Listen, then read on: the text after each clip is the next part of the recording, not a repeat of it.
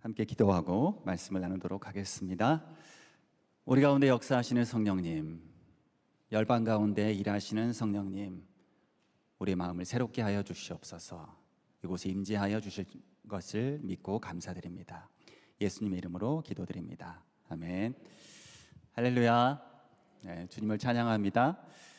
몽골에서 선교사로 선교고 있는 양판석입니다. 우리 영종오늘의 교회에서 함께 주님의 일들을 나눌 수 있어서 너무나 감사합니다.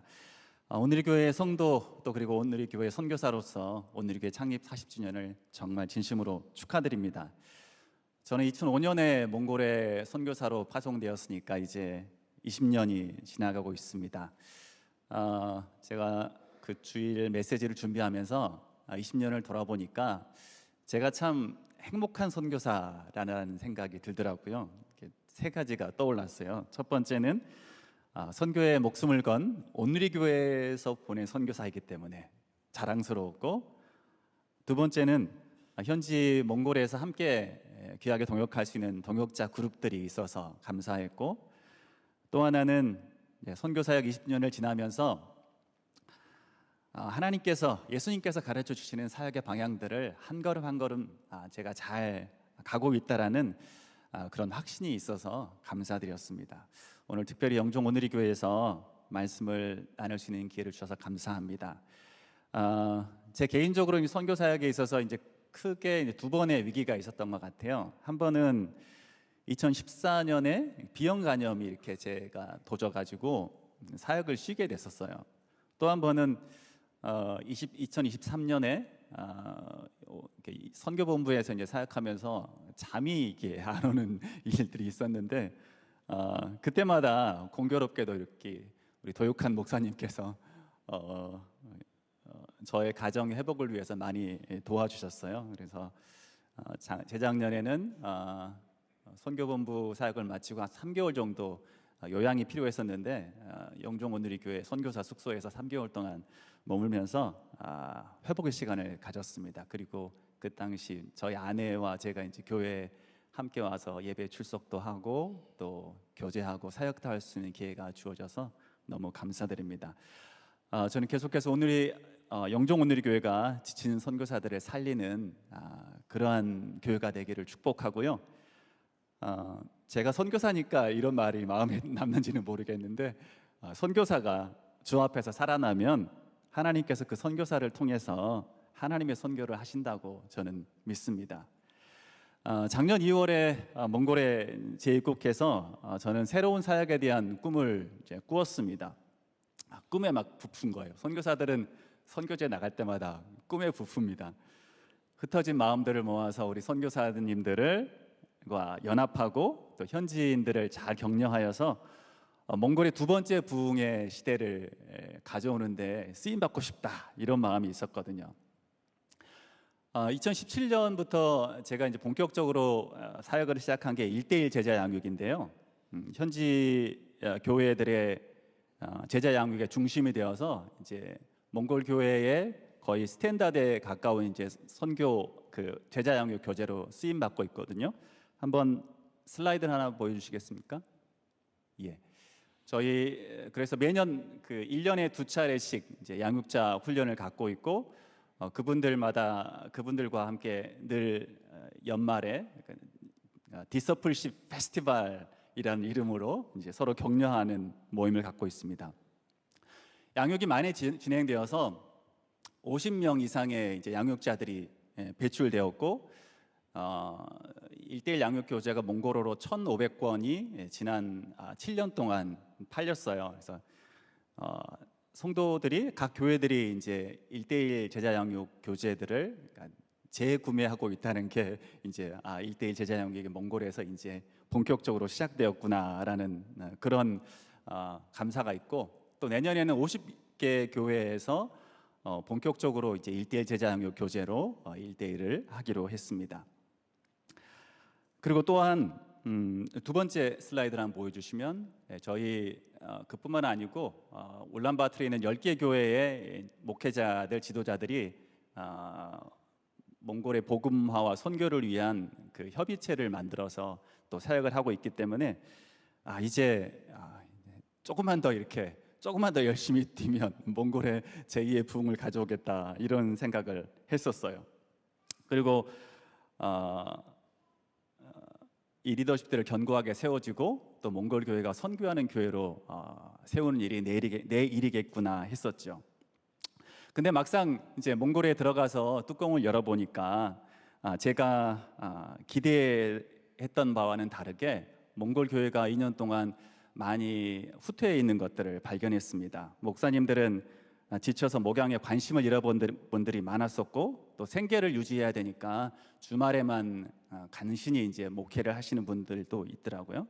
그리고 울란바토르에는 어르신들만 남아 있는 교회도 있고, 지방에 있는 저희가 개척한 교회는 성도들이 10분의 1로 줄어든 곳도 있었습니다. 제가 섬기고 있는 울란바토르 주영광 교회의 모습도 큰 차이가 없었습니다. 30, 40대 가정은 손에 꼽을 정도로 이렇게 드물었고, 또 20대 청년들 아니면 50대 이상의 장년들이 줄을 이루고 있었습니다. 넓지 않은 예배 공간에는 듬성듬성 성도들이 앉아 있었고요. 그래서 기도하면서 상황을 열심히 이제 관찰하고 현지 담임 목사님과 얘기를 나누고, 그래서 시작할 일은 다시 한번 믿음의 사람들을 세우는 일로부터 시작된다라고 이제 목사님과 생각을 나눈 다음에 저희 가정을 그냥 완전히 오픈하기로 결심을 했습니다. 사진을 보여주시면 사람들이 꽤 많죠. 저희 집이 한 20평 남짓하는 그 집인데, 우리 다 모이면 한 25명 정도의 어린아이들과 이제 성인들이 있습니다. 저희 아내가 이제 격주로 식사를 준비하느라고 좀 많이 고생을 하긴 했는데, 성도들의 몇몇은 10년, 20년 이제 믿음의 생활을 하고 있는 사람임에도 불구하고 가정에서 신앙교육이 전혀 이루어지지 않는 것을 저희가 이분들과 좀 더 가까이서 이제 맞이하면서 알게 되었습니다. 그래서 이대로 10년이 지나가면 몽골 교회에 희망이 없겠구나라는 생각에 아내와 저는 정신이 번쩍 들었습니다. 그래서 다시 시작해야겠구나. 차세대가 희망이지. 그러면서 오늘의 교회 아울리시 팀에 부탁을 한 것이 청소년 캠프와 가족 캠프를 부탁했고, 여름이 지나고 9월부터는 그 6개월간의 기도와 수고로 저희 교회에도 파워웨이브와 꿈땅 모임이 생겨났습니다. 사진을 한번 보여주시겠어요? 사진, 여기 이게 이제 저희 꿈땅 예배하고 있는 모습이고요. 다음 슬라이드는 다음 슬라이드 한번 보여주시겠어요? 다음 슬라이드는 우리 파워웨이브들이 저희 예배 마치고 이제 플레이 타임 하고 있는 것이고, 이 사진은 저희 파워웨이브가 가을 소풍하면서 찍은 사진입니다. 꽤 그 사이에 꽤 많이 모였습니다.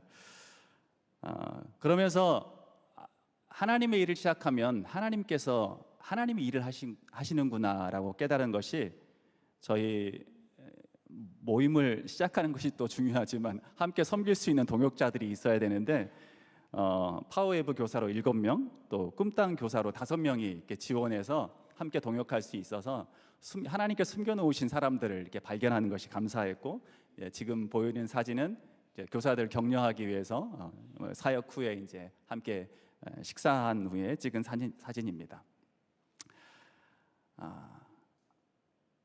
아직 저희 부부가 이제 꿈땅과 파워웨이브를 맡고 있는 게 좀 그렇긴 하지만, 하나님께서 그때그때 주신 마음을 따라서 순종할 때 하나님께서 일하시는 것을 저희 믿습니다. 저희가 오랜 기간 동안 몽골에서 이렇게 사역하면서 한 가지 이렇게 가슴이 좀 이렇게 답답했던 것이 뭐냐면, 선교가 교과서에서 저희가 배운 대로 되지 않는다는 것을 조금씩 깨닫는다는 것입니다. 저희가 선교를 배울 땐 개척을 하고 또 부모 역할을 해주고 동역자가 되어주고 또 참여자가 되어주고 마지막에는 모든 것을 이제 현지 리더십에게 넘겨주고 떠나는 것이 저희가 선교 교과서에 배우는 것이었는데 그게 아니더라고요. 선교 초기에는 전도를 열심히 하고 또 교회를 개척하고 또 그 이후에는 이제 몽골 형제들 중에서 목회자로 이제 목사 안수를 받은 분들도 생겨나고 그랬기 때문에 이제는 우리는 뒤편으로 물러가고 현지 리더십들이 목회자들이 이제 바톤을 이어서 주님의 사역을 하겠구나라는 기대를 잔뜩 했었거든요. 그리고 나는 그 세워진 지도자들을 잘 케어해서 그분들이 또 다른 사람들을 세워주는 것이 지금 내가 해야 되는 일이구나라고 생각했죠. 케어하고 코칭하는 것이 내 일이다. 그런데 현지 지도자들도 사람인지라 시간이 지나면서 나이가 들면서 마음이 한결같지 않다는 것을 발견하고 또 그분들을 굳이 내 뜻대로 이게 바른 모습이니까 그분들 이렇게 좀 고쳐줘야지, 이렇게 좀 바르게 세워줘야지 하는 마음이 제 속에 많이 있었거든요. 그래서 한 1년 이상 그것 때문에 이제 제 마음이 이제 타들어갔죠. 타들어가면서 에너지를 쏟다 보니까 실망하고 또 지쳐가는 제 모습을 제가 발견했습니다. 와, 한 사람이 리더를 세워가는 것이 이렇게 어려운 일이구나. 이건 정말 사람이 하는 일이 아니구나. 하나님 당신이 하는 일인 것이 분명합니다 라고 하나님을 다시 한번 제가 이 선교에 있어서 하나님의 주인인 것을 인정하는 순간이었습니다. 선교를 오래 하다 보면 장애물이 더 많이 생깁니다. 저희 자녀들이 넷 있거든요. 이제 아이들이 성인이 된 아이들도 부모님의 손길이 이제 많이 필요하다 보니까 자녀들을 제대로 못 챙기면서 선교를 한다고 하는 것이 맞는 일인가 하는 그런 생각도 들 때도 있습니다. 그러다가 지난 여름에 선교사 재충전 세미나가 몽골 울란바토르에서 열렸습니다. 바다 건넌 미국과 남미, 한국 등 세계 곳곳에서 오셔서 선교사가 살아나야지 몽골 선교가 살아난다라는 마음으로 3일간의 이제 세미나가 있었습니다. 사실 여름에는 몽골이 되게 바쁘거든요. 가깝기 때문에 많은 아울리치 팀이 오셔서 섬깁니다. 그래서 3일 동안 좀 푹 쉬자, 우리 섬김을 좀 받고 좋은 것들을 먹으면서 회복하는 시간을 가지면 좋겠다라는 생각으로 이제 등록을 했었죠. 근데 3일 내내 재충전 세미나는 아침부터 밤늦게까지 진행됐습니다. 세미나의 주제는 전도였습니다. 처음에는 그래, 전도 세미나 듣는 것도 유익할 거야. 다음 날에는 선교사들을 모두 울란바토르 시내에 풀어놓고 전도 실습을 시켰습니다. 그래서 선교사들한테 뭐 이런 것까지 시키나 라는 마음도 좀 한편에 있었지만 뭐 좋지, 밖에 나가서 전도하는 것도 좋은 일이야. 근데 마지막 날에는 하나님께서 새로운 일들을 우리 안에서 하기를 시작하는, 하나님께서 새로운 일들을 우리 안에서 하시기를 원하는구나 하는 마음으로 저의 마음이 완전히 바뀌었습니다. 사역 초기에는 전도를 열심히 했습니다.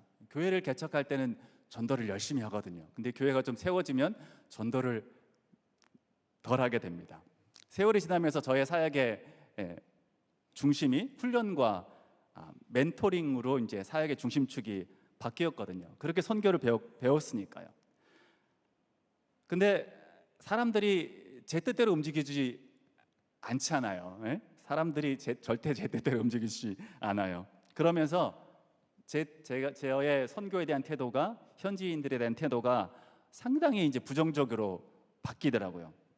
왜 믿음직한 동역자가 세워지지 않지? 뭐야? 왜 이 길을 선택하지 않고 다른 길을 선택하지? 말과 행동이 다르네? 한 영혼이 하나님의 사람이 되는 것은 공장에서 찍어내는 것처럼 되지 않더라고요. 선교사인 제가 머리에 한 대 맞았습니다.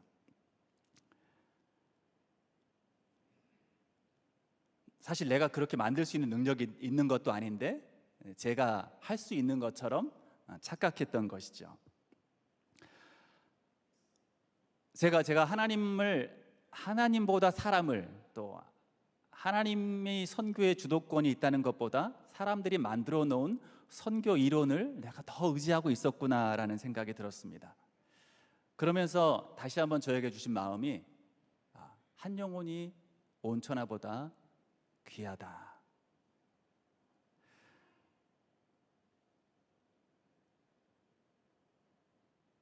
리더로 또 목사로 세워진 현지인들이 저의 뜻대로 움직여 주지 않은 것이 오히려 저에게는, 하나님께서 저를 보시기에는 더 유익하셨다라는 마음이 들고, 제가 좀 이렇게 속된 말로 제 선교의 영혼이, 선교의 스피릿이 회춘한 그런 느낌이 들었습니다. 하나님께서 원하시는 것이 한 영혼이지 왜 내가 큰 무리를 꿈꾸었던가라는 생각이 들었죠. 그리고 한 영혼 한 영혼을 나의 사역의 대상이 아닌 하나님의 형상을 입은 소중한 사람으로 느껴지기 시작했습니다. 그래, 좋아, 다시 시작하자. 분명 이 땅에서 하나님께서 일하고 계시고 하나님께서 만지시는, 준비하시는 영혼들이 있어. 하나님이 예비해 놓은 사람이 있는데 나는 아직 발견을 못한 사람들이 아직 많지.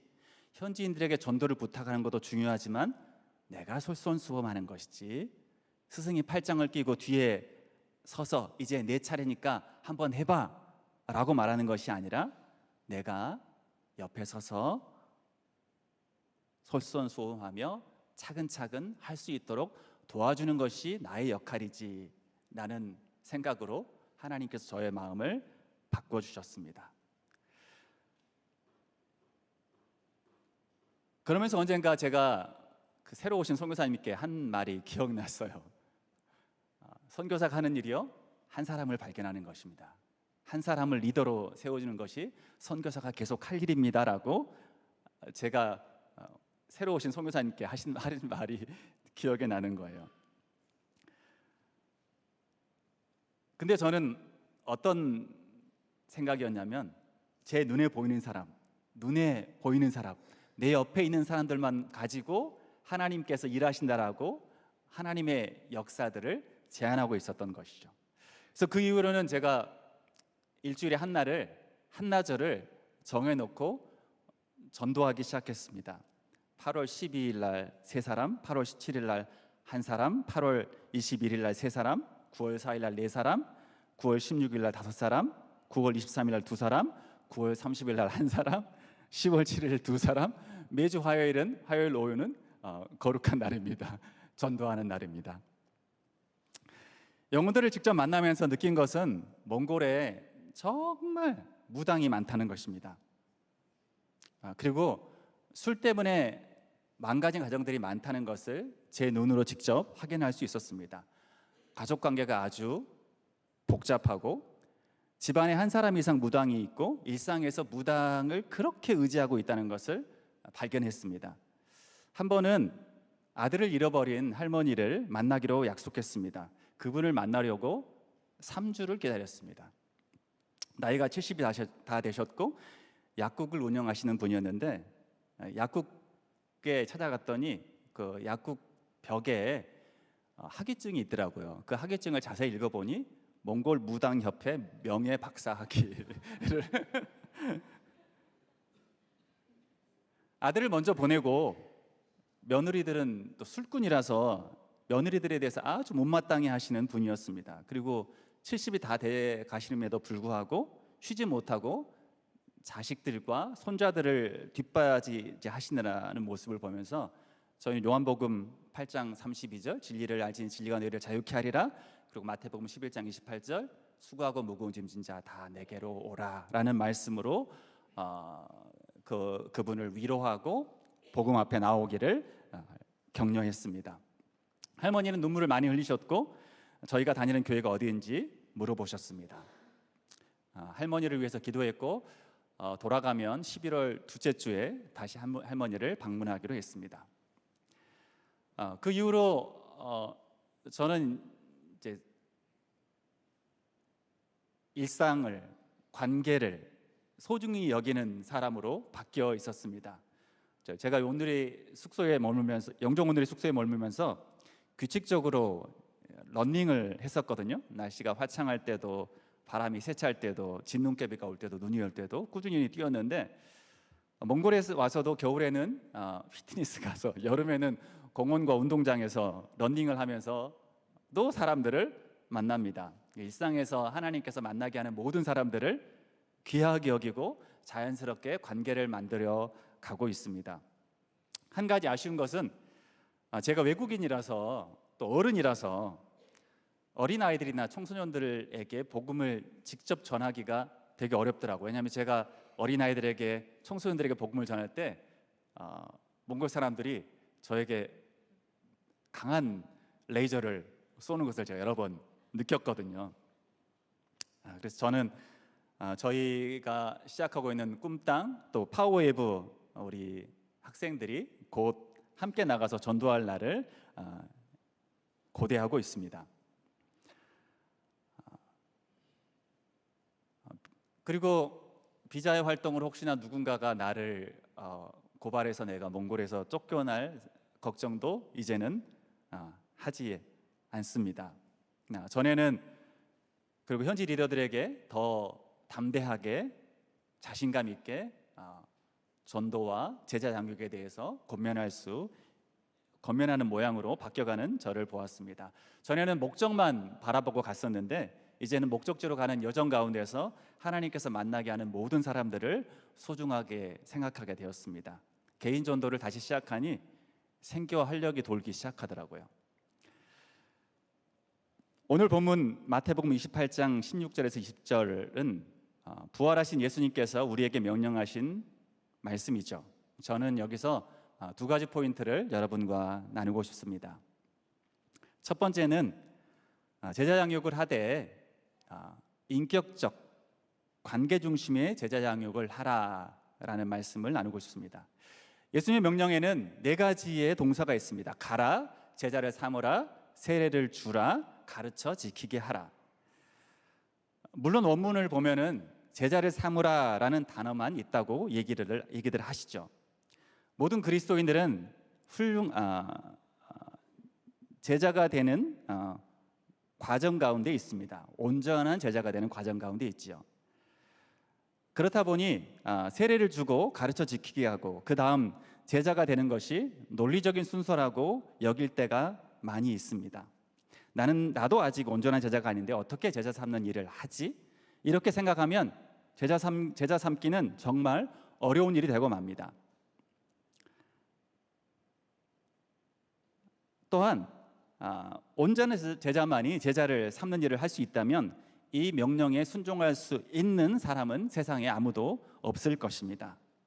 그리고 제자 삼는 일을 하나님이 하시는 일이 아니라 사람이 하는 일로 오해하는 생각에서 비롯된 것 같습니다. 왜 제자 삼라는 말이 먼저 나올까요? 제자가 되는 것은 단순히 성경적 지식을 축적하는 과정이 아니라 예수님과의 인격적 관계로 들어가는 것이기 때문에 제자를 삼으라라고 말씀하신 것입니다. 다시 말하면 세례나 가르침은 예수님과의 관계의 표현이지 성숙의 과정이지 시작점이 아니라는 것이죠. 예수님을 따르는 것을 다른 말로 얘기하면 관계적인 헌신이라고 말합니다. 따르기로 결심하는 것이 세례나 가르침보다 우선하는 것이지요. 세례나 가르침이 아무리 철저해도 예수님을 따르는 결단이 없다면 진정한 제자가 될 수 없습니다.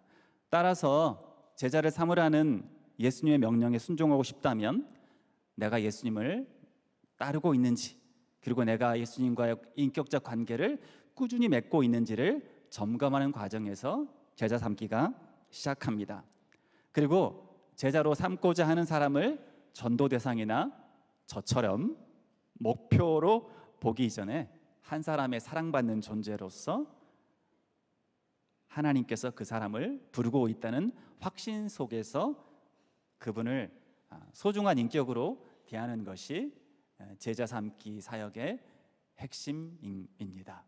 그러면 빨리 제자 삼고 싶은 조바심이나 거절감에 대한 두려움을 떨치고 관용하는 마음으로, 넓은 마음으로 여유 있게 전도와 제자 삼는 일을 할 수 있다고 믿습니다. 몽골에 입국하면 11월 8일 또 현지 교회에서 현 1대1 제자 양육 훈련을 합니다. 물론 그렇게 세미나를 하게 되면은 강의실에서 할 수밖에 없습니다. 근데 강의실에서 만나면서도 인격적 관계 속에서 제자 삼는 일들이 연쇄적으로 일어나는 것을 기대해도 될까라는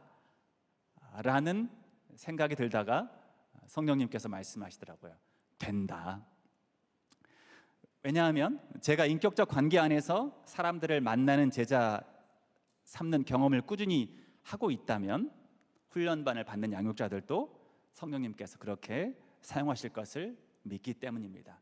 제 중심에서 하나님 중심으로 제자 삼기 사역이 바뀐 것이죠. 현지에서 제자를 삼고 또 공동체가 생기고 또 현지 리더들을 세워가면서 부딪히는 가장 큰 문제가 있습니다. 혹시 맞추시면 제가 제 가방에 몽골에서 가져온 선물이 하나 있는데 드릴 수 있습니다. 가장 크게 부딪히는 것. 모두 겸손하셔서 손을 안 드시네요.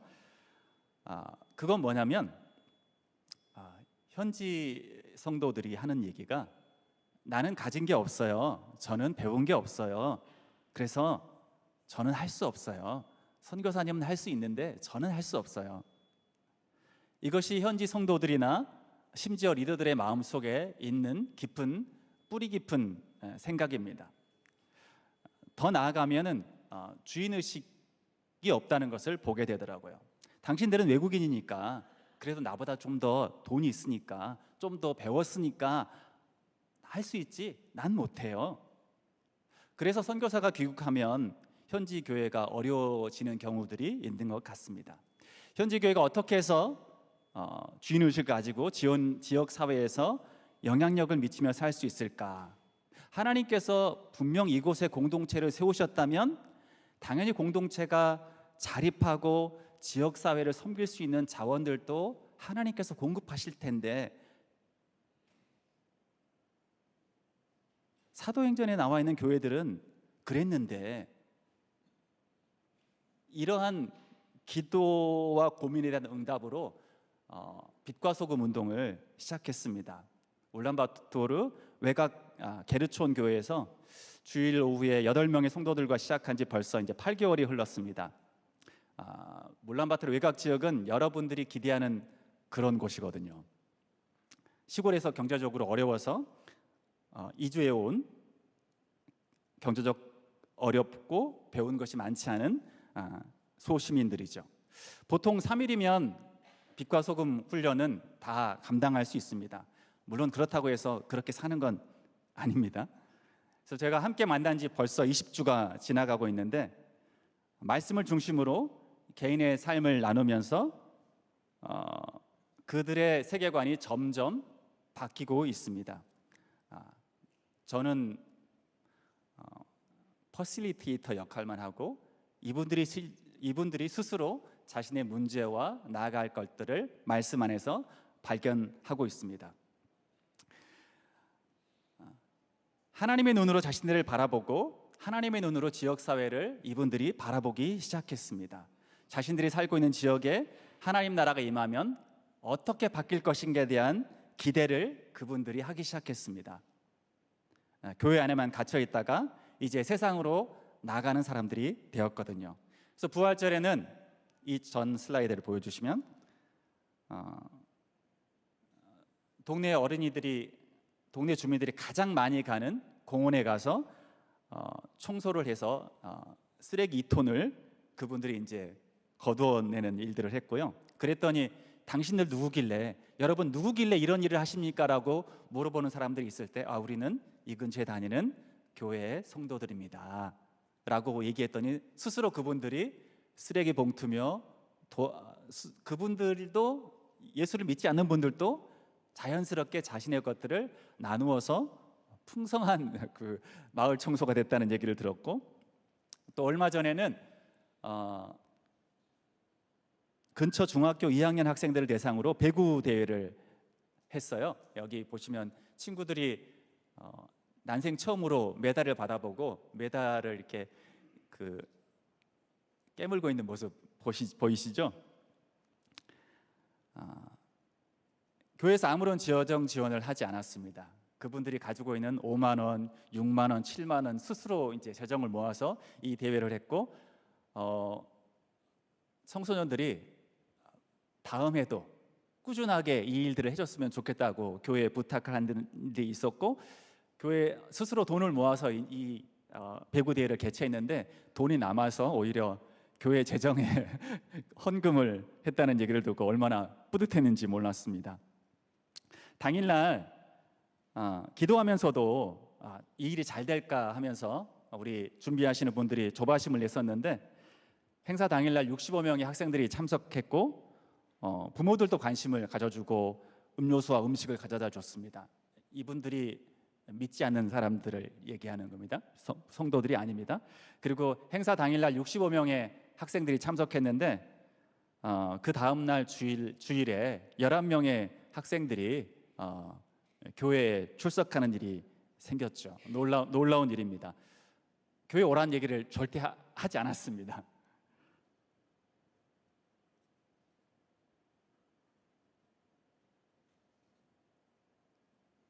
여기에 교회가 있었어? 교회에서 이런 것도 해? 교회가 우리 동네를 이렇게 행복하게 한다는 말이야? 와, 니네 교회 정말 대단하다. 이런 칭찬을 듣고 교회를 다니던 친구들의 위축되었던 어깨가 펴진 거예요. 전도를 한 것도 아닌데 하나님께서 빛과 소금으로 살아가는 이 지역의 이 교회의 성도들의 삶을 보시고 보게 하시고 교회로 자연스럽게 형제들을 이끄신 거죠.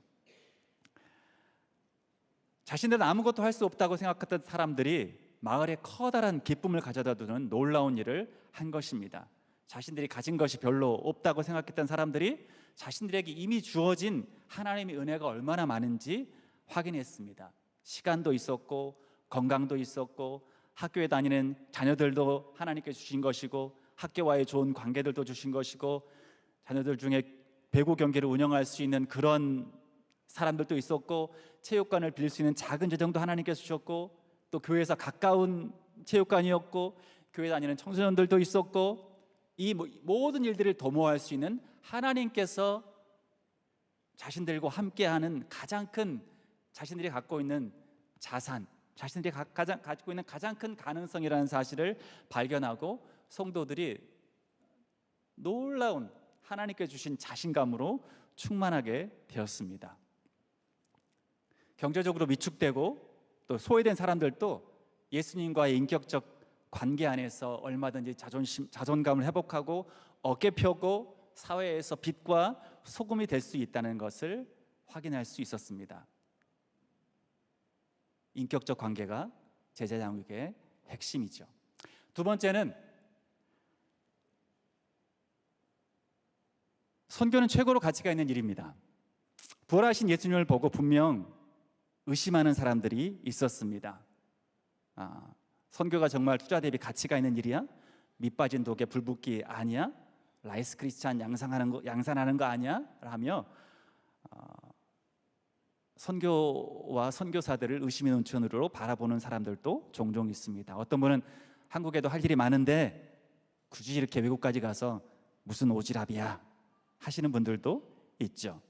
그러나 선교 명령을 우리에게 주신 분이 누구십니까? 우리 주 예수님이십니다. 만왕의 왕이시고 만주의 주이신 우리의 최고의 사령관이신 예수님의 명령에 순종하는 것이 당연한 거죠. 순종하지 않은 것이 오히려 이상한 것입니다. 부활하신 예수님은 이 명령을 모든 신자들에게 주셨습니다. 그래서 선교는 소명이 아니고 사명입니다. 예수님은 하늘과 땅의 모든 권세를 지니신 분이십니다. 사랑하는 여러분, 이 좋으신 예수님을 우리만 누리고 살 수가 없습니다.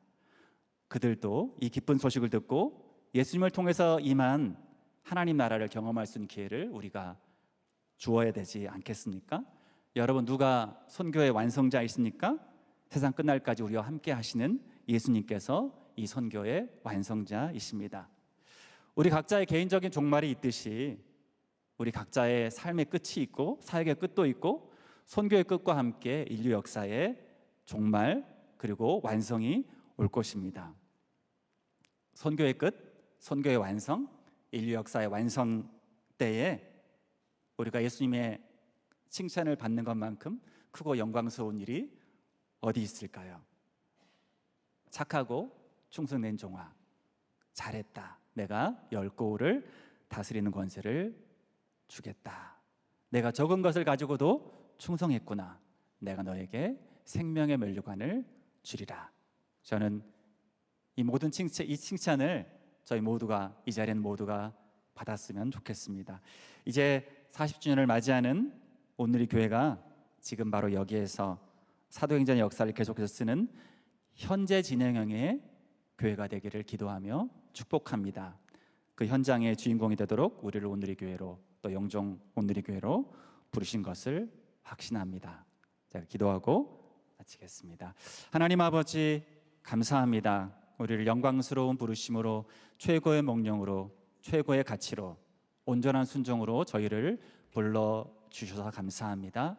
하나님, 가서 모든 족속으로 제자를 삼는 그 일에 하나님, 저희가 계속해서 쓰임받기를 원합니다. 삶의 부르심의 현장에서 빛과 소금으로 순종하는 저희 모두가 되게 하여 주시옵소서. 예수님의 이름으로 기도드립니다. 아멘.